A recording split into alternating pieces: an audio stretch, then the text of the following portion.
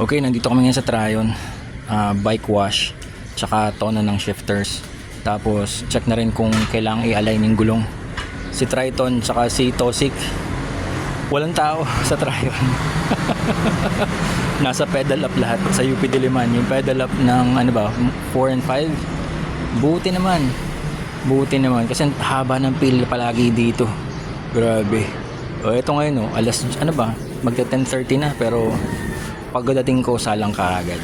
Nice. Alright, so check natin kung anong kalalabasan ni Triton tsaka ni Tosik.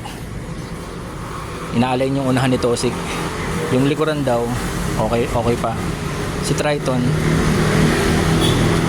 check na yun mamaya kung kailangan i-align. Tapos pag-isipan ko na rin kung